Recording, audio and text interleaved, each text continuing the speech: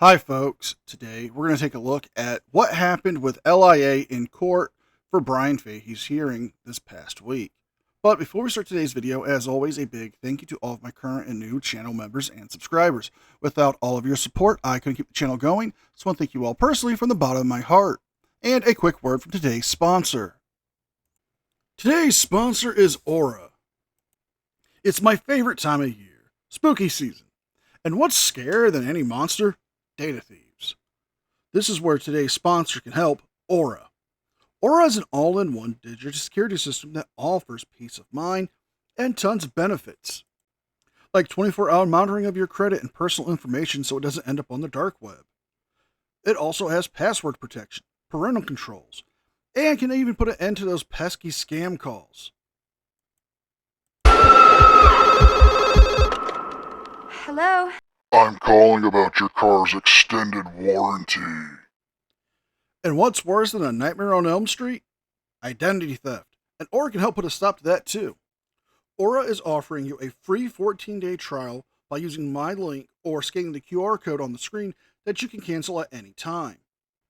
So click my link or go to aura.com/NCR and keep your personal data safe. That's aura.com/NCR or scan the QR code on the screen or click the link in the description box and start your free 14-day trial. Thank you again to Aura for sponsoring today's video, and don't forget to sign up for your free 14-day trial. Not only is it a great way to keep your personal data safe, but it's a great way to help support me and the channel. With all that being said, let's enjoy today's video. This is down for an AR application by Mr. Fahey to the court. I will I suspect the best way to proceed about this is to allow Attorney Ment to address the court first. And then allow Mr. Reyes, the victim in this matter, to address the court. And then I do have a few comments about the charges, since there's been much talk and many emails to me about the charges, before Your Honor rules on that.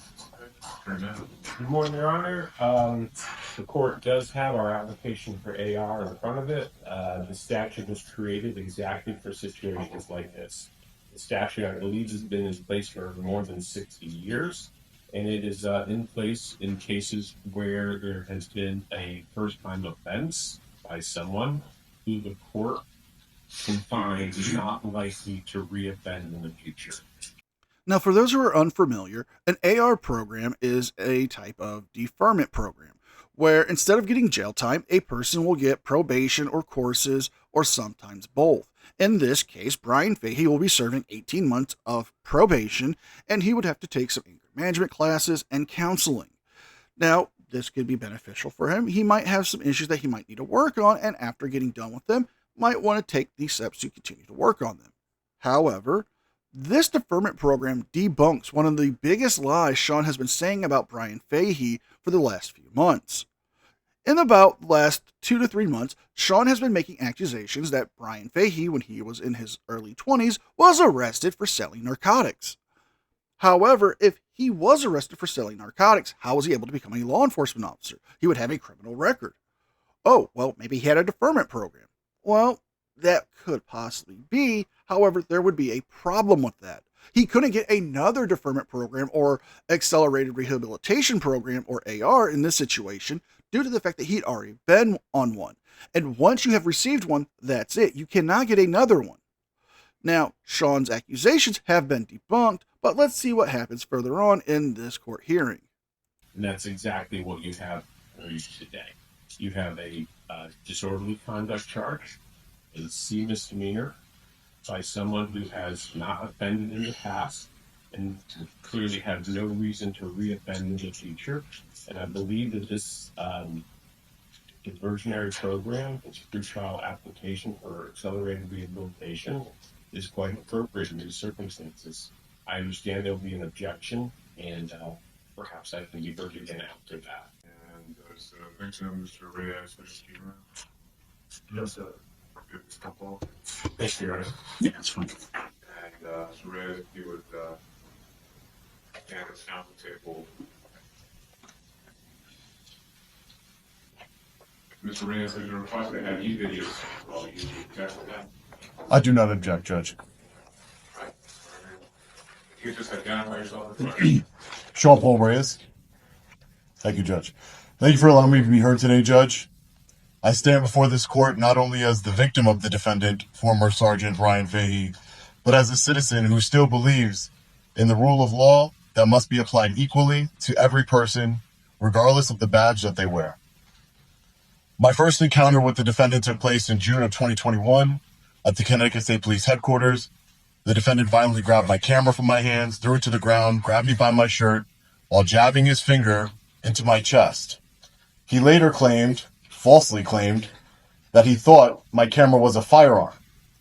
No accountability followed, neither from Internal Affairs nor the state's attorney's office.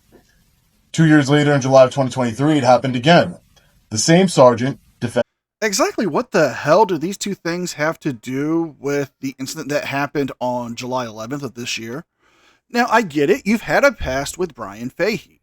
Now, you should be talking about what happened on July 11th, not what happened in 2021 and 2023. Even though it does hurt your argument and your case because it would show that you had a past with him.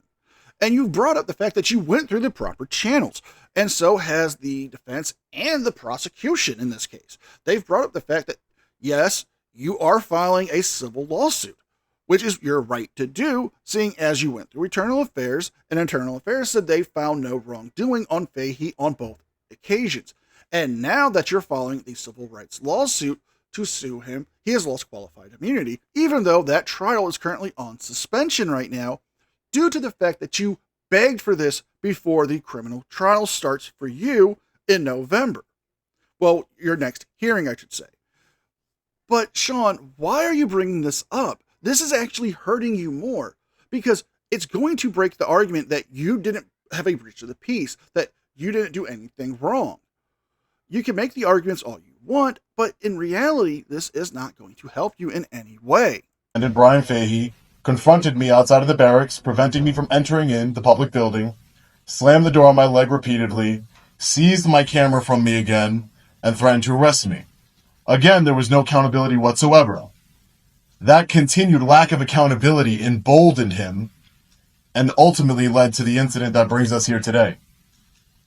During that incident, my cameraman and I went to the defendant's residence to ask about allegations of fraudulent overtime. Apparently, the defendant works a desk job and is receiving $85,000 a year in overtime, more according to him. The defendant answered the door and told me to leave. I began to leave immediately. Video evidence shows that I left within 2.4 seconds and never stopped. Shenanigans. Na na na na na Shenanigans. na na na na. And we're calling shenanigans, folks, because Sean is lying right now. Yes, he did leave immediately from the stairway of Fahey's porch. However, the minute he got into the front yard, he began to slowly walk off the property, continuing to talk to his cameraman. Instead of doing the reasonable thing to do when somebody's asked you to get off their property and is to leave as soon as possible, he decides to stroll and walk and talk to his cameraman, which gave Fahey the reason to come back out with a firearm to tell him to get off his property. Fahey has also made mention, and it's been documented by the Connecticut State Troopers and in court records, that Sean has, not personally, but his followers have made death threats towards Fahey via email, social media posts, phone calls, and letters to his personal address and his work address and his home phone and work phone itself. Now, this isn't uncommon with not Fahey, but Sean's actions due to the fact that his followers, on his command of redressing, I say with air quotes, their government, send vile, threatening messages to public officials. I have covered this recently with the Melbourne mayor of Melbourne, Florida, and now in the city of Groton, they're doing the exact same thing. The defendant then went inside, called 911, and said, quote, "I am going to shoot him right now," end quote. Those are his words that were conveniently left out of the state police's internal affairs report, even though there was much editorializing and excuses being made, as per usual. His own wife can be heard on the 911 audio begging the defendant not to go outside. He didn't care. The evidence and video footage clearly shows that as my cameraman and I were complying with his order to leave, the defendant advanced towards us with a firearm in his hand, repeatedly bumped into me, and then committed one of the most vile, degrading acts imaginable. He spat directly into my face and inside of my mouth. Okay. I will never forget the feeling of that vile spit in my mouth. It was disgusting and degrading. At that moment, I knew exactly what the defendant was trying to do: provoke a reaction so that he could carry out the threat he had just made to shoot me. I am alive today only because I refused to respond to that provocation, and because my cameraman was there. When the Groton Police Department arrived, instead of arresting the aggressor, a state police sergeant, they arrested me and my cameraman for the absurd charge of felony voyeurism, a charge that's since been dismissed. An officer even told me that spitting in someone's face is only a felony crime, if the victim is a police officer. But Sean, you're leaving out more and more information. You weren't only charged with the crime of felony voyeurism. You were also charged with breach of the peace and trespassing. The driveway you walked on was clearly marked as a private driveway. You did not have permission to be on it. There was a no trespassing sign that did fall from the tree that it was affixed to into the bushes. But even if you take away the no trespassing sign, you have the private driveway signs, meaning Sean did not have permission to be on there. He didn't have the implied consent to be on there. Now, the breach of the peace is very easy because Sean has clearly shown that they have a tumultuous past here. He's brought it up, knowing the fact that if he goes onto this property to try to speak to him, there could be a risk of an altercation, just like what happened. So it's Sean's doing. You can argue and say, oh, well, Sean didn't know this, and Sean could have been unalived by Fahey. When Fahey's received death threats himself, and Sean is coming to his house and he's trying to provoke a reaction, how can you say this wasn't planned by Sean, especially when he had a GoFundMe already set up, ready to go to pay his bail to raise money for this court case? All laws should protect everyone equally. Only after public backlash and being transferred to this district was the defendant, after a month, the defendant was arrested. No mugshot taken, Judge. No perp walk, just, I would assume, walked in, walked out. That's not what happened to me. And even then, it was only charged with disorderly conduct. Judge, I fully understand that it is not within your authority to bring charges. That power belongs to the state's attorney. But it is within your authority and your obligation to decide whether accelerated rehabilitation should be granted. Under Connecticut General Statute 54-56E, accelerated rehabilitation is a privilege. It is not a right. It may be granted only if the offense is not serious in nature, the defendant is unlikely to offend again, and granting it would not endanger the public interest. So the accelerated rehabilitation program would only be eligible for people with low-level crimes, such as disorderly conduct, breach of the peace, or trespassing, stuff like that. Okay, well, Sean Fahey still would be eligible for this, seeing as he is a first-time offender. There's a very low risk of reoffending. But Sean can't be eligible for this program due to the fact that there is a high risk of him reoffending. There's a high risk that he has and will commit these crimes yet again. And this isn't this first time in Connecticut where he has been charged with disorderly conduct, breach of the peace, or trespassing. Think about it. In Danbury, he was found guilty of those charges and had to pay a fine. Sean doesn't care about our rights. He doesn't care about justice. He only wants to make Fahey suffer. And even if this did go to trial, with Fahey being a first-time offender, more than likely he would get probation as a sentence, maybe a weekend or two in jail, if that, but more than likely just the probation like he's going to be getting. This case fails on all three counts. The conduct here was serious, Judge, and violent. Brandishing a firearm, physical aggression, spitting, explicit death threats. The defendant has showed a continuing pattern of aggression and abuse of authority. and granting him this privilege would undermine public confidence in the justice system itself. Wrong! Sending a message that those in law enforcement are beyond accountability. Judge, I mean no disrespect, but I ask you to consider this on a human level. If someone spat in your face and your mouth, brandished a gun, and they were going to shoot you, said they were going to shoot you right now, would you believe disorderly conduct was a just charge? Would you consider it justice to let that person walk away with no record through accelerated rehabilitation? I have been denied justice again and again when it comes to the defendant, Brian Fahey. I've been victimized. My constitutional rights have been violated on camera for the world to see again and again. But today, this isn't about revenge. It's about integrity, fairness, and restoring faith in law. But you haven't been denied justice.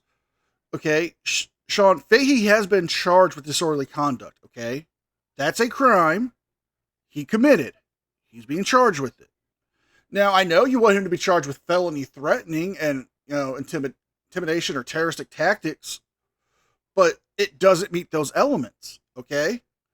And he was denied qualified immunity in your civil case, meaning it's still going to go, okay? He still has to face that.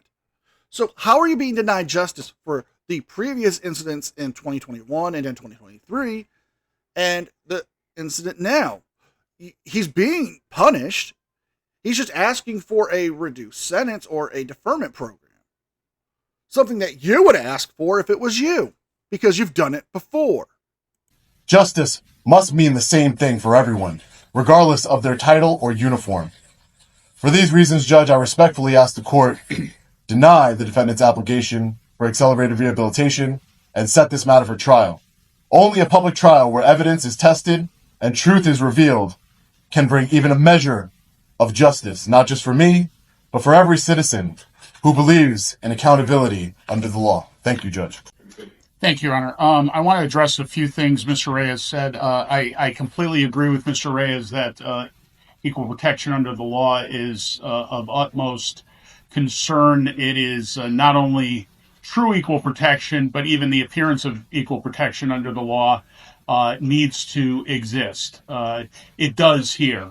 There is another individual involved who the state will ultimately offer AR to. The state would have offered it to Mr. Reyes. He's ineligible. His cases will be heard before Your Honor, as will the other individual on another day. I will say this. Mr. Reyes brings up the prior incidents. The state here is charged only with the conflicted matter that came out of the New London Judicial District that occurred on Mr. Fahey's property, not the other matters. Everybody got that? Good. The state feels that disorderly conduct is the appropriate charge. The state has researched the assault statute. The assault statute requires physical injury or pain. That, in the state's estimation, doesn't occur here.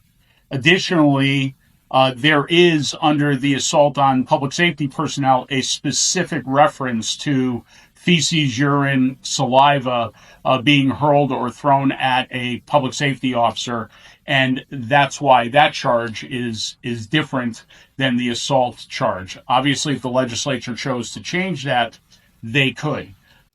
Now, the prosecutors brought up some valid points here. They can only charge Fahey with crimes that he's actually committed. They can't charge him with the felony threatening or terroristic threats due to the fact that he did not meet the elements of that crime. Now, he did meet the elements of disorderly conduct, which are perfectly fine to charge him with. But Sean's saying he wants people to have equal protections under the law. Well, if you don't like how the law is written, perhaps maybe starting a petition, a grassroots movement. How about actually trying to speak to the legislation branch of Connecticut and seeing if you can change the law that way? But is it really about the activism? Is it really about having everybody being protected equally?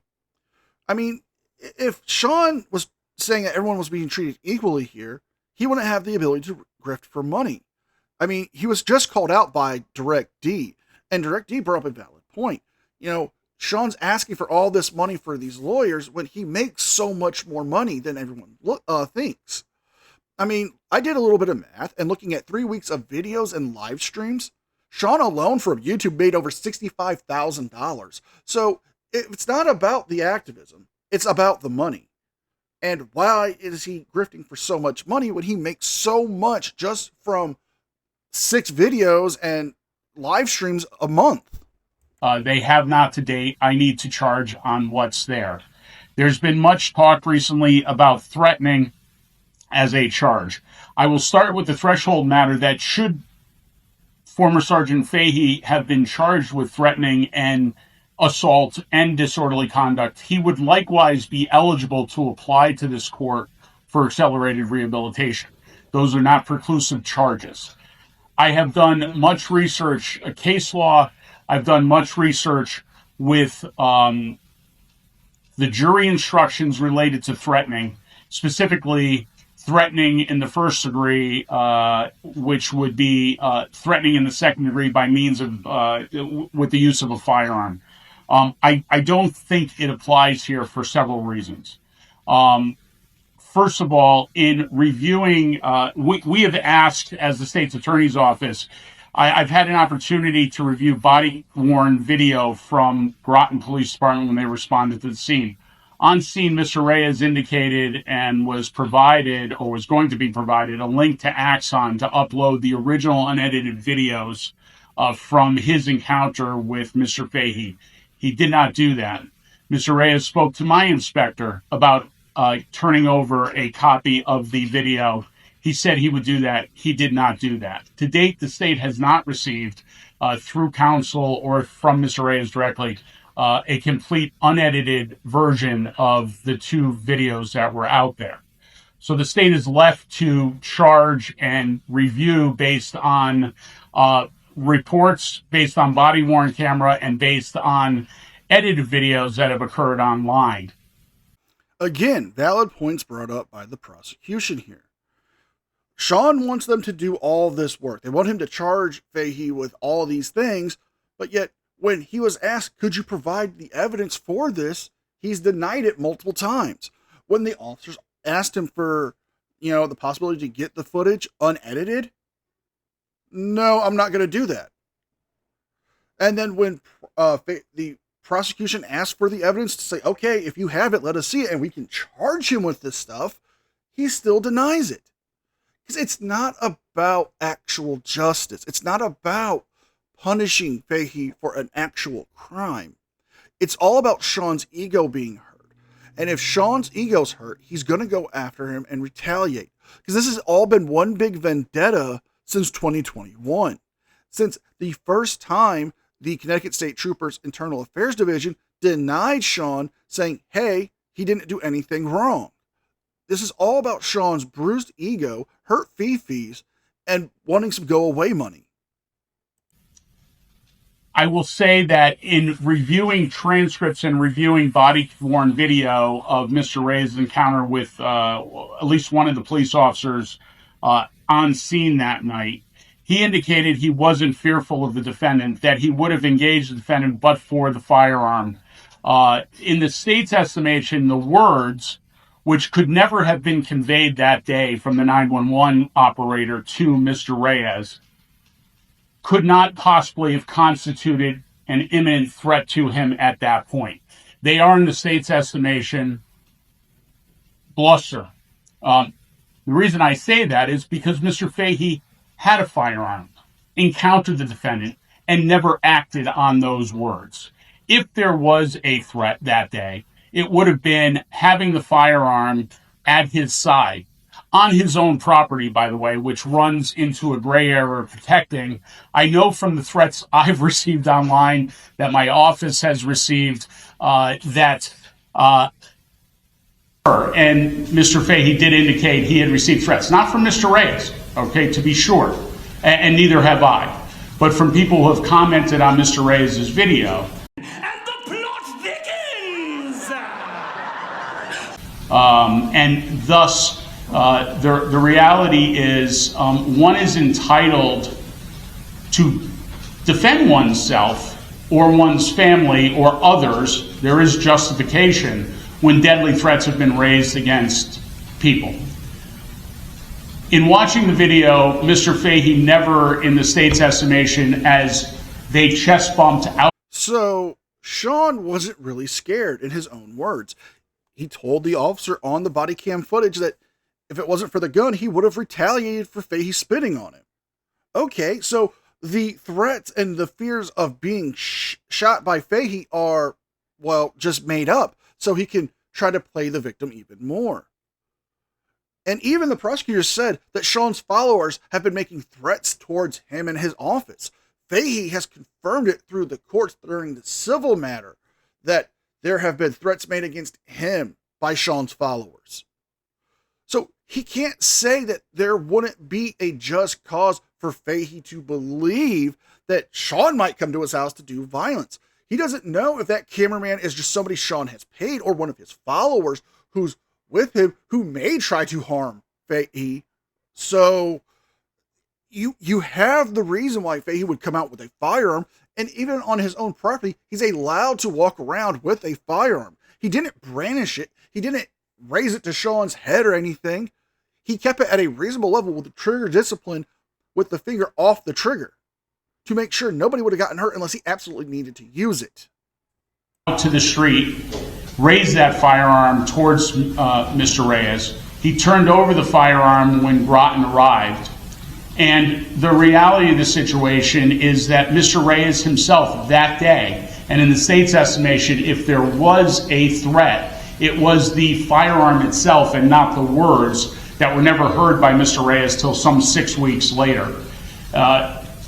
Mr. Reyes himself indicated on body-worn camera that in some ways he indicated he sort of saw the actions of Mr. Fahey as being understandable, except for the spitting.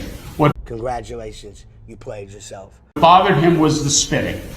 And in the state's view, the appropriate charge for spitting in that situation is a charge of disorderly conduct, which the state, upon reviewing the file, receiving the file, it took nearly a month to get the file here, and within a week or two, the state had the Groton Police Department prepare a warrant, which the state signed, and it was presented to a judge of the Superior Court.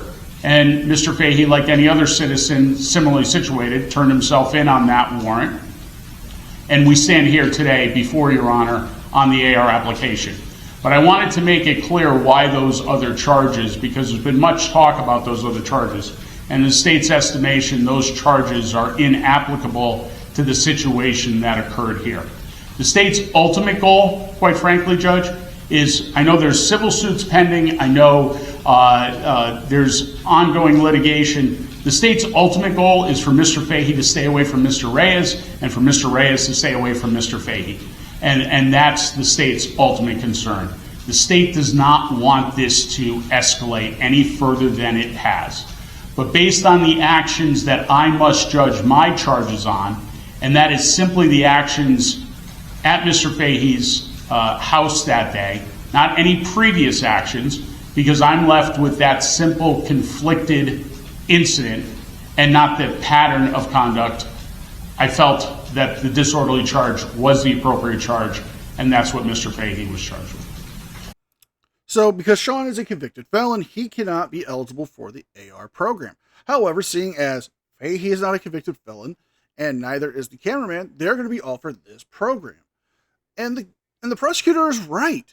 If Sean were to go downstairs and sit down there for a day and actually watch a lot of these cases get prosecuted, a lot of them who have similar charges with similar elements like Fahey's would get the deferment program or the AR program.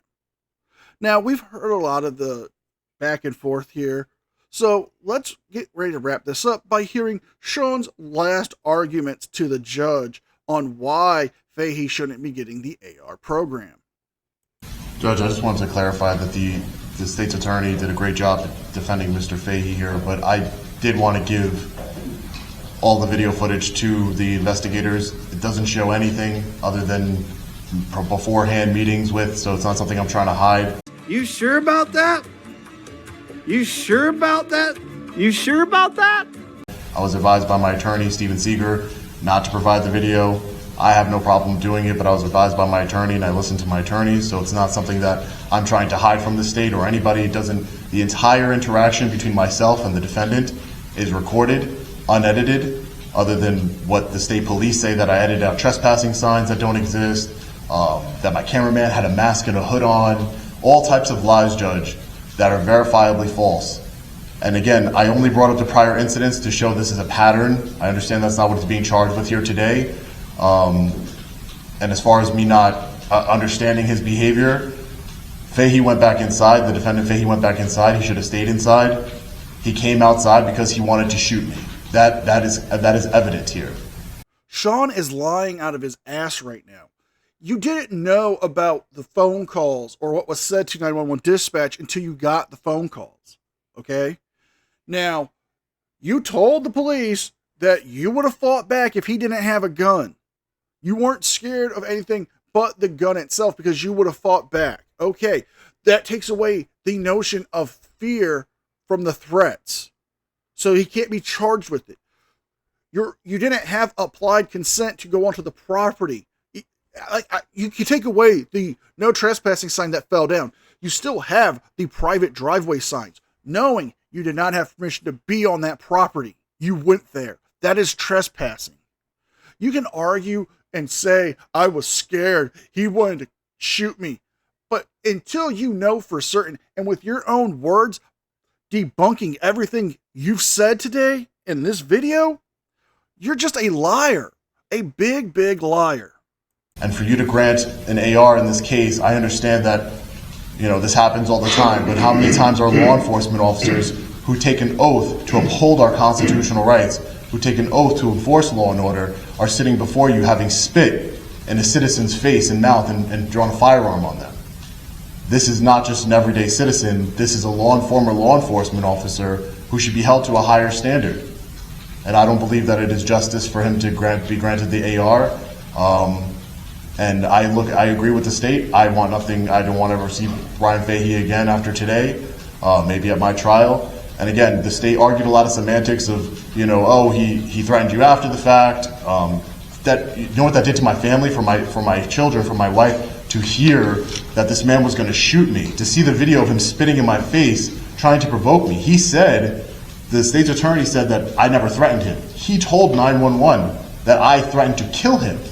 He was setting this up to kill me, Judge. This might be a little disorderly conduct charge, but it's much graver than that. But Sean, you went to his house. You knew going to his house, there would be a risk of a threat of violence occurring. That is breach of the peace. And according to Connecticut state law, breach of the peace can happen at a private residence, even though in a bit Sean's going to say he shouldn't be charged with breach of the peace because it didn't happen in a public place. Breach of the peace can happen at a private or public place. If your family was so scared of you getting spit on and almost shot, then why did you go to his home? You could have simply waited at the end of the driveway for him to come out and just asked him a few questions then. That way you would have been on public property. Anything would have happened would have been more harsher for Fahey. Instead, you broke the law. You trespassed.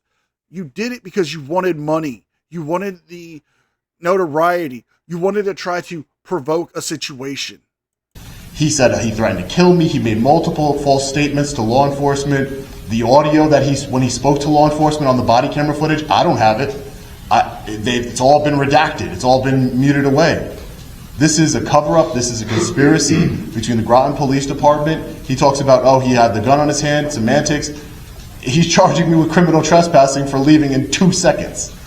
Breach of the peace when it wasn't a public place. So I don't want to talk about elements of crimes and what fits and what doesn't, because the elements I'm charged with don't fit, and that will be before Your Honor on a motion to dismiss. But this is not justice, Judge, and thank you for allowing me to speak again. Again, I just want accountability and justice. Thank you. And we're going to end it here, folks. This isn't about accountability and justice for Sean. It's all about trying to make Fahey look worse before the civil trial. Because if he can make Fahey look worse than he actually is, or has done something that's worse than actually happened, Sean can try to get more money. This isn't about activism. It's not about changing the law. It's not about holding somebody accountable. It's about Sean trying to make as much money as he can before this whole frauding thing goes away. The laws justify the charges for Fahey. The laws justify the charges for Sean. That's fair and equal. But Sean doesn't care about fair and equal. He only cares about Sean. So if you guys like this video, please like, share, and subscribe. Leave a thumbs up and a comment because it helps me with the algorithm. Don't forget to check out my second channel, the podcast, and don't forget to sign up for your free 14-day trial of Aura.